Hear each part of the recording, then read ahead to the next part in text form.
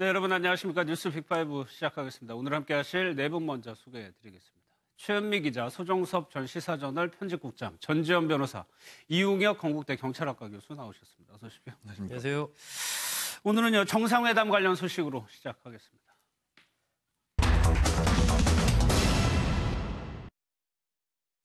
어렵사리 평양에서부터 평양냉면을 가져왔는데 대통령께서 좀 편한 마음으로 평양냉면이 멀리 멀다고 말하면 안 되겠구나. 좀 맛있게 드셨으면 좋겠습니다. And we are also talking about the possibility of the DMZ, Peace House, Freedom House. But I wouldn't give them a state dinner like we do for China and all these other people that rip us off, or we give them these big state dinners. Be eating a hamburger on a conference table. 보신 것처럼 트럼프 대통령이 평화의 집, 자유의 집을 거론을 했습니다. 우리 쪽 지역인데 처음입니다. 이렇게 얘기한 게. 네, 그렇습니다. 지금 회담 장소 조율이 굉장히 막바지에 접어들었다고 합니다. 아마 며칠 안에 발표가 될 걸로 보이는데 트럼프 대통령이 직접 지금 평화의 집과 자유의 집, 이 비무장지대 안에 있는 지역을 회담 장소로 언급을 하면서 지금 뭐 국내외 관심이 굉장히 높습니다. 스스로 비무장지대에서 여는 가능성도 이야기하고 있다. 내가 매우 흥미롭게 생각하는 거다. 라면서 트위터에도 직접 여기서 여는 건 어떨까요? 라면서 자신의 그 팔로워들에게 질문하기도 하고요. 내가 그곳에서 하고 싶어하는 이유가 있다. 일이 잘 되면 제3국이 아니라 그곳에서 하는 게 엄청난 기념 행사가 될 거다라는 언급도 했습니다. 그러니까 아직 회담이 열리지도 않았는데 회담 결과를 굉장히 낙관하면서 회담 결과 좋은 어떤 결과가 나온다면 다른 어떤 나라보다 판문점에서 하는 게 훨씬 의미 있을 것이다 라는 언급까지 하면서 지금 판문점을 이야기하고 있거든요. 그런데 또 일각에서는 이미 판문점에서 남북 정상회담이 한번 열렸기 때문에 신선도가 좀 떨어진다라는 이유로 조금 반대하는 어떤 의견들도 있어서 아직 미국과 우리나라 정부에서는 좀 속단하지 말고 좀 기다려달라라고 이야기하고 있는 상황입니다. 그러니까 역사적인 상징성도 크겠지만 트럼프 본인의 성격을 좀 한번 보면은 굉장히 좀 부각되는 걸 좋아하는 성격이란 말이에요. 방송도 했었고요. 그렇죠. 원래 대중에게 이제 관심을 받는 거, 이런 것을 즐기는 그런 스타일이고 그 자체를 또 하나의 협상의 강력한 무기로 또 사용하는 그러한 이른바 거래 기술 이런 것들에 대해서는 뭐 거의 달인급이라고 봐야죠. 그동안에 사업을 해서 이룬 성취라든지 최근의 스타일을 보면 그렇고 이번에 판문점 같은 경우는 가능성이 상당히 높아가고 있다라고 보여지는 것이 뭐 몇 가지 트럼프 대통령 입장에서도 좀 구미가 당기는 부분들이 있습니다. 일단은 이 생방송 중계가 가능하다라는 거죠. 생방송 중계가 가능하고 또 이 자리에서 이 북한을 방문한 최초의 대통령이라는 그러한 역사적인 기록을 또 남길 수가 있다는 겁니다. 예를 들어 판문점이나 그 판문각이나 통일각 이런 쪽에서 일정한 행사를 할 경우에 뭐 조금만 가면 되는 거니까. 그렇습니다. 바로 뭐 한 200m만 가면 되는 거니까. 그러면서 또 경호라든지 경비 이런 부분에 대해서는 제3국에서 할 때보다도 어느 정도 상당한 또 안전성이 확보가 되고 또 이어서 바로 직후에 또 문재인 대통령까지 함께하는 이른바 남북미 3자 회담을 또 바로 할 수 있고 여러 가지 측면에서 굉장히 실용적이고 역사적인 의미를 담을 수 있는 그러한 장소가 판문점이기 때문에 상당히 좀 가능성이 높아졌지 않나 뭐 그렇게 보여지고 최근에 이른바 그 세계 최강의 스텔스 전투기라는 F-12 랩터가 8대나 우리나라에 온 이런 부분들도 결국은 어느 정도 좀 윤곽이 잡혀놓은 상태에서 지금 그런 부분에 대한 환경을 마지막으로 점검하고 있는 것이 아닌가 뭐 그렇게 생각이 됩니다. 그러니까 시기가 굉장히 임박했기 때문에 어느 정도는 윤곽이 나왔을 것 같아요. 그러니까 트럼프 이력을 제가 말씀을 드렸는데 방송을 했다. 이게 시청자들이 뭘 관심을 두고 있는지를 안다는 얘기거든요. 그렇죠. 이 트럼프 같은 경우에는 MBC 프로그램에서 견습생이라는 리얼리티 쇼 프로예요. 그러니까 여기는 이제 참가자들이 고액의 이제 상금에 도전을 하면서 뭔가 사업 실적을 내는 건데 사업 실적을 검토하고 그때마다 You fire! 넌 해고야! 이렇게 하면은 그때마다 이 시청자들의 긴장감이 극대화되는 그런 프로였어요. 그러니까 시청자들이 언제 흥분하고 언제 실망을 하는지 이걸 정확하게 알고 있겠죠. 그리고 트럼프 같은 경우에는 영화 나홀로 집에 2에서 케빈이라는 그 어린 주인공이 뉴욕의 어느 호텔에 혼자 머무는 그런 내용인데 거기 호텔이 자기 소유, 트럼프 자기 소유 호텔이래요.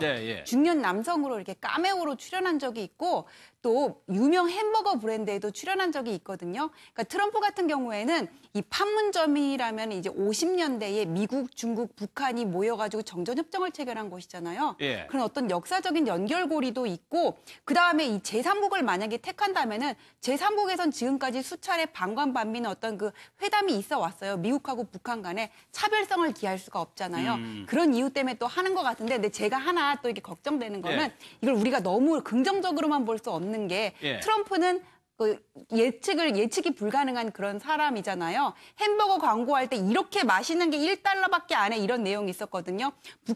북한하고 이렇게 햄버거 회담을 하면서도 핵 폐기하기 전까지는 $1밖에 못 줘. 보상 기대하지 마. 이런 얘기도 할 수 있을 것 같아요. 알겠습니다. 과거에 트럼프 대통령이 나왔던 좀 영상을 좀 먼저 좀 보도록 하겠습니다. Excuse me, where's the lobby? Down the hall and to the left. Thanks. Put together some really impressive deals. But this thing you've pulled off, it's amazing. A big and tasty for just $1? How do you do it? What's your secret?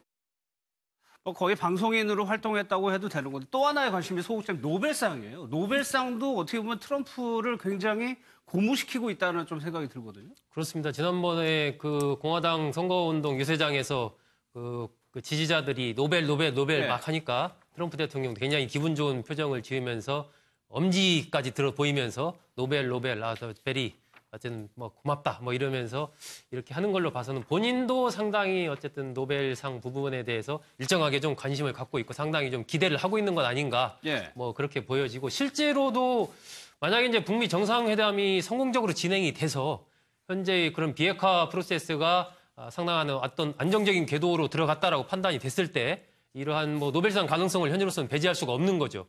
그런 상황이기 때문에 좀 아주 뭐 먼 얘기만은 아니고 현실성이 있는 얘기다. 뭐 그렇기 때문에 본인도 상당히 좀 그런 부분에 대해서 관심을 갖고 있지 않나라고 보여지고 문재인 대통령도 그런 부분을 또 잘 알기 때문에 스스로를 낮추면서 어쨌든 트럼프 대통령을 막 이렇게 띄워주는 잘 활용하고 있는 그렇게 하면서 사실상 이제 김정은 위원장이 이렇게 대화의 테이블로 나오게 된 것도 트럼프 때문이고 그리고 노벨상과 관련해서도 우리는 평화만 가져오면 되고 상은 노벨상은 트럼프 대통령이 받으면 된다. 이런 식으로 이제 이것도 아주 상당히 전략적인 어떤 메시지를 문재인 대통령도 내고 있는 것이거든요. 이런 여러 가지 것들이 좀 잘 어우러질 수가 있기 때문에 아마 북미 정상회담 부분에서 트럼프 대통령도 자신의 정치 일생에서 일생일대의 기회라고 또 생각을 할 거기 때문에 상당한 어떤 제안을 북한과 주고받을 가능성이 좀 있어 보입니다. 이건 교수님 저희가 앞서 햄버거 광고 틀어드렸는데 저 광고 때문이 아니고 유세 도중에 대선 때 그렇죠. 김정은 만나서 햄버거 먹는다고 얘기를 했었거든요.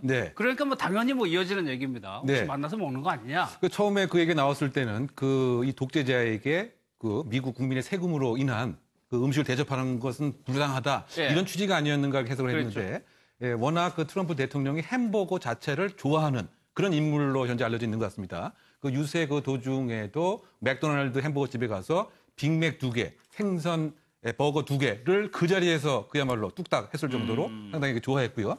그리고 그 일본에 그 방문 했을 때도 일본에서 만들어진 그 수제 버거를 먹었습니다. 상당히 그 맛있게 먹었고. 그래서 트럼프 세트라고 하는 햄버거 세트가 이제 출국 후에 상당히 일본에서 유행하기도 했고요. 그렇다고 본다면은 의외로 판문점에서 그야말로 햄버거 만찬 내지 햄버거를 놓고서 식사를 하는 이것이 그거 꼭 불가능한 것은 아니지 않느냐. 그만큼 상당히 그 실용적이고 워낙 또 햄버거를 좋아하기 때문에 말이죠.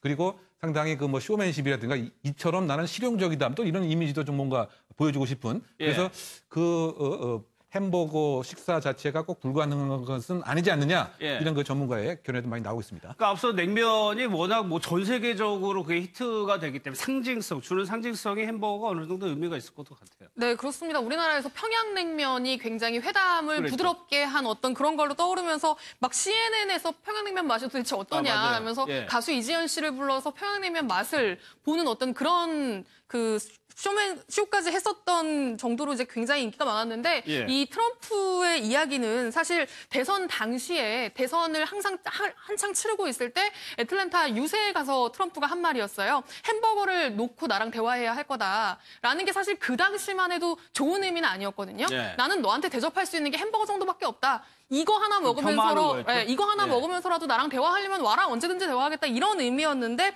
사실 지금은 분위기가 굉장히 좋잖아요. 그리고 김정은 위원장 위원장 역시도 햄버거를 좋아하고 이제 외국에서 오래 생활을 했었고 트럼프 대통령도 햄버거를 좋아하고 하니까 오히려 지금은 역으로 햄버거가 남북 정상회담 때 이 평양 냉면처럼 어떤 이 회담을 상징하는 굉장히 좋은 도구가 될 수 있겠다라는 어떤 의견들이 지금 나오고 있는 겁니다. 김정은 위원장이 햄버거 먹는 장면도 굉장히 좀 이색적일 것 같기도 해요. 만약에 김정은 위원장이 햄버거 먹는 장면, 이게 상상을 우리가 해봤을 때 뭐 도보다리 지난번에 그 야외 테이블에서 예를 들어서 트럼프 대통령과 김정은 위원장이 앉아서 햄버거를 같이 먹으면서 대화를 나눈다.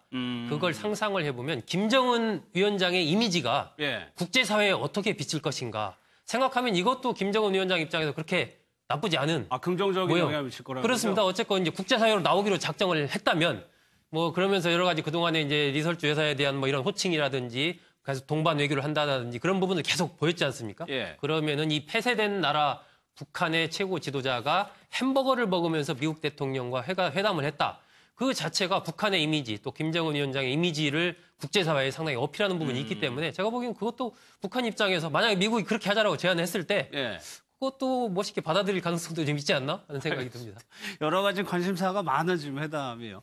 그 도보다리 회담에 대해서 이제 멀리서 카메라가 비추기만 했었는데 우리나라도 그렇고 일본도 그렇고 도대체 무슨 말을 한 거냐 굉장히 애쓰는 것 같아요. 네, 그렇습니다. 정말 모두가 궁금해하고 있습니다. 30분 동안 두 정상이 대체 어떤 이야기를 단둘이 나눴는지에 대해서 굉장히 관심이 많은데 문 대통령은 이제 그 수석 보좌관들이 물어봤더니 그때 이제 북미 정상회담, 다가올 북미 정상회담에 대한 이야기만 했다라고 정도만 되게 일단 짧게. 그게 가장 정확하겠네요. 짧게 그 정도만 언급을 했어요. 그러니까 기자들이 궁금하니까 이제 뭐 우리나라도 그렇고 일본도 그렇고 지금 저 화면이라고 보시면 되는데 저렇게 김정은 위원장이 클로즈업 돼 있는 화면을 앞으로 쭉 당겨가지고 확대를 해서 입모양을 분석을 하는 이제 전문가들의 분석이 지금 계속 나오고 있는 겁니다. 가장 먼저 시도한 게 일본이었는데요. 니혼 TV가 뭐라고 분석을 했냐면 이 문 대통령은 핵시설과 트럼프 라는 단어를 많이 이야기했고 김정은 위원장은 미국과 유엔이라는 단어를 반복적으로 언급을 했다고 분석을 했습니다. 그러니까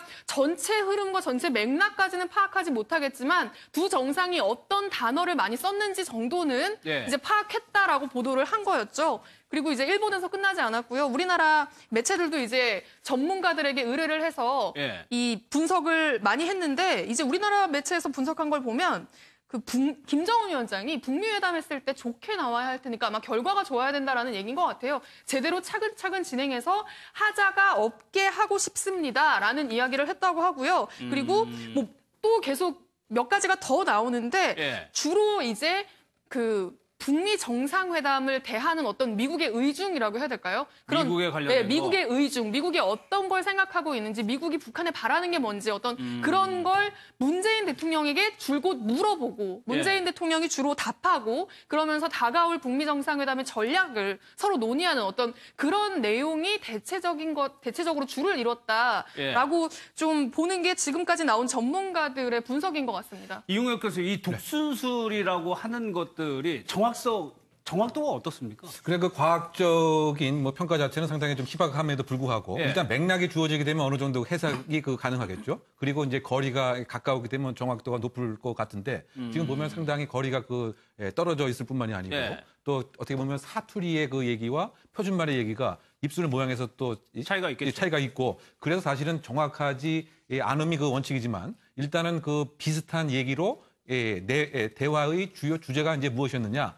그 단어만을 사실 그렇게 쭉 순서대로 연결해도 나름대로 그 논리상 해석 가능하기 때문에 예를 들면 이제 뭐 첩보전이라든가 뭐 이런 경우에도 어느 정도의 기초 첩보 자료로서는 뭐 활용함직하지만 정확한 증거의 가치가 있는 첩보의 신빙성은 조금 의심되는 상태다 이렇게 볼 수 있을 것 같습니다. 뭐 어미 이런 것까지 알 수는 없지만 트럼프, 뭐 미국 이런 얘기들은 캐치가 가능하다니까 대략적으로 그냥 짐작을 할 뿐이에요. 지금. 어느 정도는 제가 보기에는 정확성을 가질 수도 있다라고 봅니다. 워낙 이제 오랜 그 연구가 저 분야에서 이루어진 부분이 있기 때문에 평소에 김정은 위원장의 연설할 때의 그 발음의 입모양이라든지 이런 것들을 정밀하게 분석해서 전날 저 정도로 얼굴이 나오고 입모양이 저 정도 나오면 거리는 멀지만 사실 이렇게 당겨서 입모양을 정확히 봤을 때 어느 정도는 추측할 수 있을 걸로 보거든요. 그렇다면은 뭐 문장 전체는 아니어도 주요한 뭐 미국 유엔, 뭐 핵시설, 트럼프, 뭐 정상회담 등등등 어느 정도 이런 단어적으로는 충분히 좀 파악할 수 있는 그런 정도의 카메라에 찍힌 상황은 그렇지 않나 뭐 그렇게 볼 수 있습니다. 그리고 또 하나 개인사를 얘기했다는 건데 글쎄요 이런 얘기를 하면서 웃었다는 거예요. 이설주 여사 관련 얘기거든요. 예, 그러니까 우리가 이제 처음 알았죠. 김정은 위원장도 중매 결혼을 했었대요. 그러니까 이게 연애 결혼이 아니라 그 김정은 위원장이 문 대통령 보고 아버지가 저를 보고 저 여자, 그러니까 이설주 여사죠. 예. 저 여자랑 결혼해라 그래가지고 했다. 이렇게 아버지 말을 잘 듣는 아들이라는 거를 빚었다고 하는데 이번에 저 회담을 통해서 김정은 위원장이 사실 인간적인 면모는 많이 드러났어요. 저거 말고도 그 평화의 집에 김정숙 여사가 이설주 여사가 나중에 도착했잖아요. 예. 그래서 이제 마중 나온 김정숙 여사랑 걸어가는데 카메라 기자들이 이렇게 뒷걸음질을 치면서 앞에서 사진을 찍었어요. 근데 뒤에 문 대통령이 있다가 부딪힐 뻔했거든요. 그러니까 김정은 위원장이 바로 이렇게 문 대통령의 손을 끌고 카메라 기자를 밀치면서 이렇게 보호를 하는 장면이 찍혔고 그리고 3층에 있는 만찬장으로 가기 위해서 엘리베이터를 타고 기다릴 때도 나이가 더 많으시잖아요. 그러니까 이설주 여사를 붙들고 먼저 타시게 해라 이렇게 하면서 뭔가 예의 바른 젊은 청년의 그런 모습을 보였다고 하는데 근데 우리가 이런 점에 대해서 뭐 이렇게 너무 지나치게 환호할 필요는 없는 것 같아요. 또 인간적인 면과 지도자로서의 면은 다른 거고 이제까지 너무 이렇게 위약적인 면을 우리한테 보여왔잖아요. 예. 미사일 실험이라든지 그런 것 때문에 우리가 저런 면도 있었구나 하면서 더 놀라는 것 같아요. 예. 아버지가 결혼했다라는 저 얘기를 저는 보면서 우리 그 창업자들 생각을 했어요. 비슷한 부분이거든요. 예를 들면 이제 삼성 창업자인 이병철 회장도 아버지가 어느 날 갑자기 너 내려와 해서 내려가 보니까 이미 결혼할 사람이 다 정해져 있어가지고 그냥 결혼했거든요. LG 창업자인 구인혜 씨 같은 경우도 옆집에 살던 여성이랑 그냥 결혼했고 정주영 회장도 비슷하고 이런 식으로 거의 그런 것은 이제 문화적인 차이가 지금 북한의 어떤 문화적인 그런 부분들이 과거 우리가 그렇게 이제 어르신들이 이게 누구랑 결혼해 하면 이제 결혼했던 것처럼 그러한 문화 속에서 그런 문화의 수준이 그런 정도 속에 있다. 결혼하는 부분에서도 뭐 그걸 또 볼 수 있는 한 단면이 아닌가 싶습니다. 알겠습니다. 이 내용도 좀 한번 보겠습니다. 이 북한에서 중국 관광객들이 사고를 당한 적이 있었는데 김정은 위원장이 극진히 위로를 했는데 그 안에 마오쩌둥 손자가 있었다는 보도가 좀 있었어요. 네, 그렇습니다. 아직까지 사실로 확인되진 않았고요. 설인데요. 예. 지난달 22일에 북한에서 이 중국인 관광객들이 탄 버스가 이제 전복이 되면서 사망자가 굉장히 많이 나온 사건이 있었거든요. 근데 이때 김정은 위원장이 직접 중국 대사관을 찾아가서 애도를 하고 지금 보시면 옆에 있는 사진은 부상자들이 입원해 있는 병원에도 직접 찾아가고 저 부상자와 사망자들이 후송하는 열차에도 직접 찾아가서 인사를 하고 속죄한다라는 표현까지 직접 써서 굉장히 이례적이다라는 반응이 있었는데 이 사망한 사람 중에 한 명이 그 마오쩌둥의 친손자라는 이제 보도가 나오고 있는 겁니다. 이게 외신을 통해서 나오고 있는 건데요. 당시에 이 북한을 찾았던 사람들이 한국전쟁에 참전했다가 사망한 중국인의 가족들이었다고 합니다. 후손들. 그런데 이 마오쩌둥의 장남이 그 6.25 때 참전을 해서 그 사망을 했거든요. 우리나라 참전해서 한국에서 사망을 했거든요. 그래서 마오쩌둥의 손자, 그러니까는 그 돌아가신 장남의 아들은 아니고 지금 이제 이번에 사망했다고 알려진 건 차남의 아들인데, 그렇죠. 그러니까 큰아버지의 어떤 묘소를 참배하고 돌아오는 길에 사고가 나서 이번에 사망한 게 아니냐라는 보도가 나오고 있는 거고요. 실제로 마오신위라는 사람인데 이 사람이 실제로 몇 년 전에 이런 똑같은 매년 하는 행사거든요. 예전에는 갔다 온 적이 실제로 있었다고 합니다. 그런데 지금 아직까지 중국 당국에서 실제로 마오쩌둥의 손자가 사망했다라는 사실을 공식적으로 확인해주지 않고 있어요. 그렇기 때문에 아직 이게 맞다라고 단정 지을 수는 없는 상황입니다. 최은미 기자가 말씀드린 대로 아직까지 공식적으로 확인된 내용은 아닙니다.